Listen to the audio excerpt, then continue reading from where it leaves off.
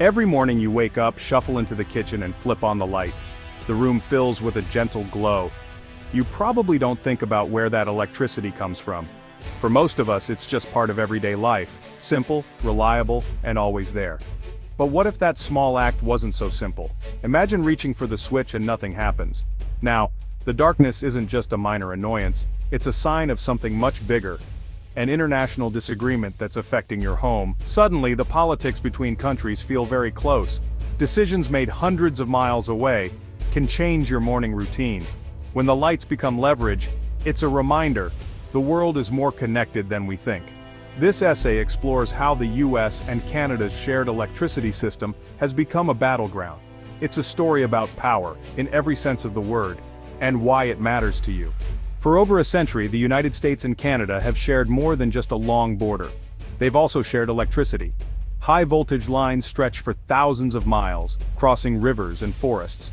These lines carry power from Canada's vast hydroelectric dams into American homes and businesses.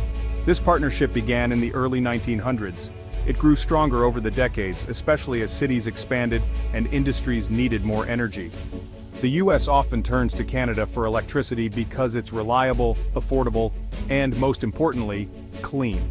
Canadian hydroelectricity, made by harnessing the energy of flowing water, produces very little pollution. That's a big advantage as both countries try to fight climate change. The system works both ways too. Sometimes American states send electricity north when Canada needs it. This cross-border flow has become so normal that most people never notice it. But behind the scenes, it's a delicate balance, one that depends on trust, cooperation, and stable politics. Recently, that stability has been shaken. Political decisions in both countries have put the partnership at risk. It started with tariffs, taxes placed on imported electricity. The US government said these tariffs were needed to protect American energy companies. Canada called them unfair. Tariffs are more than just numbers on a page. They make Canadian electricity more expensive for American buyers. Suddenly, the power that used to flow freely across the border comes with a higher price tag. Companies hesitate, deals stall, tempers flare. The dispute quickly grew. Canadian leaders threatened to cut off some exports if the tariffs weren't dropped. American officials accused Canada of using its electricity as a weapon. What started as a trade disagreement turned into a high-stakes showdown. As the arguments continued, the people who rely on this power, families, hospitals, schools, began to worry. Would the lights stay on this winter? Would their bills go up? It was clear politics was now directly affecting the power grid. Not all parts of the United States depend equally on Canadian electricity. Northern states, especially those bordering Canada, are the most at risk. States like Minnesota, New York, Michigan, and Vermont get a large share of their electricity from Canada's hydro plants. These regions rely on Canadian power for a simple reason: it's close, cheap, and clean. In the dead of winter, when heaters run non-stop, or in the summer, when air conditioners hum, Canadian electricity helps keep the grid stable.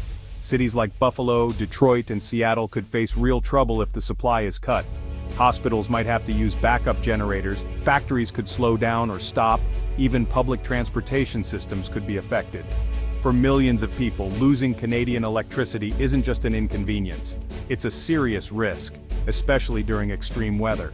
When the cold bites or the heat scorches, a steady supply of power can be a matter of life and death. If the United States and Canada electricity partnership breaks down, the effects will be felt quickly. One of the biggest risks, honestly, is blackouts. Without Canadian power, American grids could become overloaded, especially during storms or heat waves. When demand spikes, the chances of the lights going out rise sharply, but there's another cost: higher energy bills. If American utilities can't buy cheap, clean power from Canada, they'll have to turn to other sources. That often means more expensive, polluting fuels like coal or natural gas. Families could see their monthly bills jump. There's also a hidden danger: air pollution. Burning more fossil fuels means more smog and greenhouse gases. For people with asthma or other health problems, this can be life-threatening. The air we all breathe could get dirtier, just as both countries try to clean it up. So when politics disrupt the flow of electricity, it isn't just about economics, it's about health, safety, and really the basic comforts of modern life. Both the United States and Canada have made big promises to fight climate change. They've pledged to cut carbon emissions and switch to cleaner sources of energy. The cross-border electricity partnership is a key part of those plans. Canadian hydroelectricity is one of the cleanest energy sources in the world. By importing it, United States can lower their own emissions without building new power plants. This helps both countries move toward their climate goals faster, but if tariffs and trade fights block this clean energy, those promises become much harder to keep. States may have to rely on old, dirty power plants just to keep the lights on. The progress made over years could be lost in months. For young people worried about the future, this is more than a policy debate, it's about the kind of world they'll inherit. A stable, cross-border power system is vital for a cleaner, safer planet. The crisis over electricity isn't just about power lines or trade policies, it's a sign of a larger trend: politics getting in the way of essential services. When leaders use energy as a bargaining chip, everyone pays the price. History shows that stable systems can fall apart quickly when trust is lost. What was once a quiet, reliable partnership becomes a source of tension. Businesses worry, families feel the stress. The sense of security that comes with a steady supply of electricity starts to fade. Other countries are watching too. They see how quickly a dependable system can become unstable. If the United States and Canada can't keep the lights on together, what does that mean for other international partnerships? In the end, the real lesson is clear. Essential services like electricity should be protected from political games.